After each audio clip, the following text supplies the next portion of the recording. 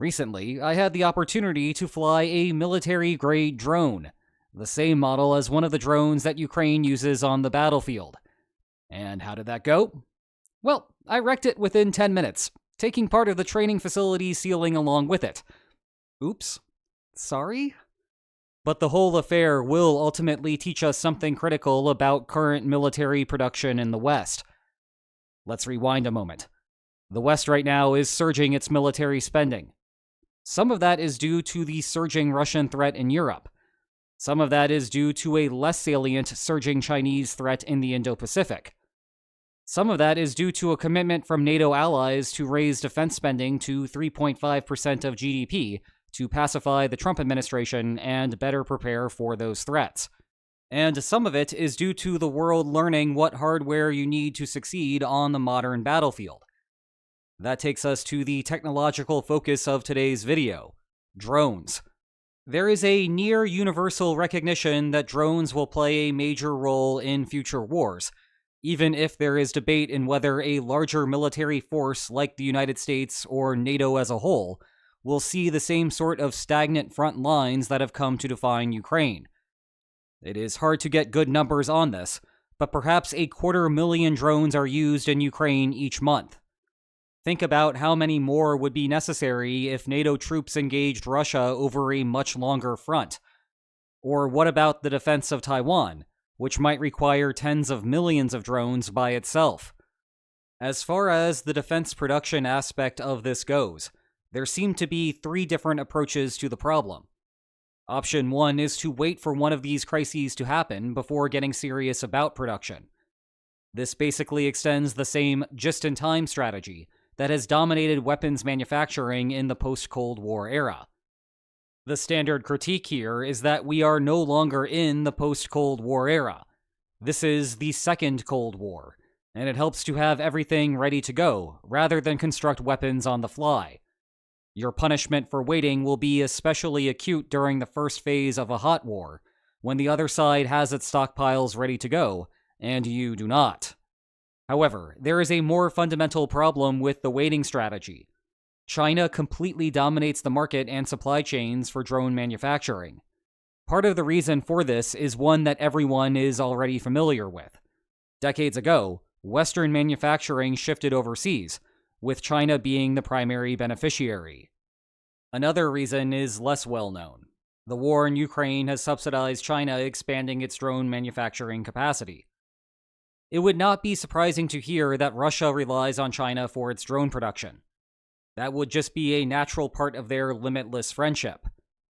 However, given that limitless friendship, it would be more surprising to learn that China is also a supplier critical for Ukraine's arsenal, both for finished, albeit non-lethal drones, and components of lethal drones. Yes, it seems that China's limitless friendship with Russia does not preclude helping a sworn Russian enemy, so long as there is profit to be made in Beijing. Ukraine, meanwhile, recognizes the long-term issue here with sourcing from China. If the current war ends, but then restarts as a part of World War III, improving China's position will indeed cause future problems for Kyiv. But when your country is on the line now, you do not internalize what happens in the long run. Western countries, on the other hand, need to be concerned here. If the mainland ever invades Taiwan, you can bet that all of those supply lines will vanish overnight. And the fact of the matter is that the West cannot currently construct tens of millions of drones without support from Chinese companies. And even if the next major power war occurs exclusively on the European continent, there is no guarantee that China will exhibit the same profit motive in that war. At that point, Beijing would view NATO attrition as facilitating an invasion of Taiwan later. Thus, on either side of Eurasia, the Western coalition is in for a world of hurt if it delays drone production until a war begins. Option 2 is the natural response given the problem that I just covered: to stockpile drones now in preparation for a war later. The 155mm artillery shell provides a good point of comparison here. Ukraine has needed a ton of these from the start of the invasion, and the West has spent 3 years since then trying to find every loose shell in the world to forward to the front lines.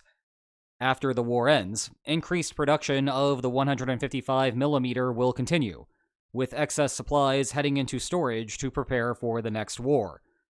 Why not just do the same thing for drones now? Well, there are a couple of problems with that strategy. One is that it is unclear whether China will allow for it. You cannot suddenly surge orders for drones and parts from Chinese companies without triggering alarm bells in Beijing. But even if Beijing gives the thumbs up, there is a deeper problem. I can be relatively confident that in 5 years, a 155mm will be roughly as useful then as it is today. In contrast, I have no confidence the same will be true of drones. Innovations and counter-innovations are rapid on the battlefield right now. If the United States started banking drones this very moment, it is fully possible that Russia or China will develop a countermeasure to invalidate all of them. However, there is an even more fundamental concern here. The utility of drones is very sensitive to range. If my drones can go just a couple kilometers further than yours, then I can hit all of your operators in safety, but you cannot hit mine. I will therefore slowly march forward, and you will struggle to stop me. No one doubts that the microchips used to run drones in the future will be smaller and more powerful than those of today. No one doubts that the communication systems will be better. No one doubts that there will be technological improvements in the construction of the drone body, making them lighter, more durable, and more powerful. Consequently, if you stockpile drones right now, you will find yourself outclassed a few years later when your war actually starts. They will not be entirely worthless, but we are not looking at a 155mm situation. A drone starts losing value as soon as it comes off the assembly line. And that takes us to option 3, a bit of a perplexing middle ground. You cannot wait to start drone manufacturing until the time of the crisis, but you also cannot mass-produce drones ahead of time. The compromise is to focus on working on the development and supply chains today. The end goal here is not to put a ton of drones into storage. Rather, it is to create the infrastructure to rapidly expand production when the time comes. Part of that is recognizing that supply chains cannot appear overnight. Perhaps unsurprisingly, removing China from the supply chain is easier said than done. But how you do that is complicated enough to warrant its own video. And if 2026 ever calms down, I will get to that video eventually. For now, let's just note that it is better to resolve those supply chain issues now than after a war has started. And let's further say that money can solve that problem without digressing into how money can solve that problem. You also need to develop human capital. People actually need to put together the drones, and that requires practice. Unfortunately for Western pocketbooks, all of this effectively means that allied countries need to build a whole bunch of drones. You cannot create supply chains or get that practice in otherwise. But simultaneously, you cannot stockpile them without having them rapidly lose value. That leaves open the question of what to do with all of those drones. Part of the answer is to start training your military forces, just as you would do with rifles and ammunition. And that takes us back to my drone mishap. I recently visited Neros Technologies to learn more about the state of drone affairs. Historically, a little fewer than half of the drones that they produce go to the battlefield in Ukraine. Test piloting one of their drones was a small part of the trip. Let's just enjoy the security footage one more time. Yep, that ceiling came out of nowhere, and I am sorry for those of you currently walking your dogs and missing out on this. Hold on, it gets better if we zoom in on my reaction. But while I was momentarily considering how fast I could leave the facility without anyone billing me for the damage, note the reaction of Nero's CTO Olaf Hichwa. He found the whole thing amusing. You see, this was par for the course. Typically, pilots in training wreck 5 to 10 drones per day. In my mercifully limited time as a pilot, the trickiest aspect that I found was controlling your altitude. Unlike video games that feature drones, there is no stick that directly controls your height. Rather, the stick only increases or decreases the propeller's RPM. Thus, if you want the drone to stay level, you cannot just select an altitude and hold the stick steady. If an air current suddenly lifts the drone up, you need to drop propeller speed to counteract that. One problem: the controls are very sensitive. One would imagine this is helpful once you are good, because you want flexibility in a combat situation. But when you are learning, it is not so helpful. For me in particular, it did not help that I grew up learning how to fly while simultaneously being instructed on the utility of barrel rolls and to use bombs wisely. Thus, I have inverted controls hardwired into my brain. So when the drone went up, my natural inclination was to move the joystick up as well, which sent the drone straight into the ceiling. I was momentarily mortified that I had just massacred a $2,000 drone. Fortunately, I only broke some plastic.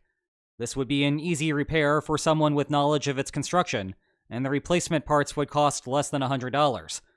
The chips in the center of the drone are the expensive parts, so at least I was in the clear there. Unfortunately, becoming a drone pilot is not an overnight affair. It takes about 2 months of training before you are combat ready. Taking into account the 5 to 10 crashes per day of training, and you need a large stream of factory output to form a competent squadron. Even then, though, the order quantities would not be nearly enough to get Western drone infrastructure where it needs to be before a civilizational war. And that is where Ukraine enters the picture. Ukraine not only constantly needs to train more drone pilots, it also needs more drones for actual military missions. The bureaucratic infrastructure to begin this process is starting to come into place. Latvia and the United Kingdom formed the Drone Coalition for precisely this purpose. But success here still requires more funds. The manufacturers need to expand, much like Neros is about to move operations into a substantially larger warehouse. The upshot, of course, is that donating your drones to Ukraine or selling them at a discount both serve a fundamental mission. They move the line right, which benefits the Western coalition. It essentially flips the script on the war so far. Use the war to subsidize Allied drone production, not have it subsidize Chinese production. And when you have a Pentagon desperately concerned about conflict in the Indo-Pacific, it may be a necessary step at this point. Thanks again to Neros Technologies for humoring me, and sorry about that ceiling. Meanwhile, there is no need to apologize with what comes next. These 2 fantastic books about the war. Check the video description for more information about them. And if you enjoyed today's video, then please like, share, and subscribe, and I will see you next time. Take care.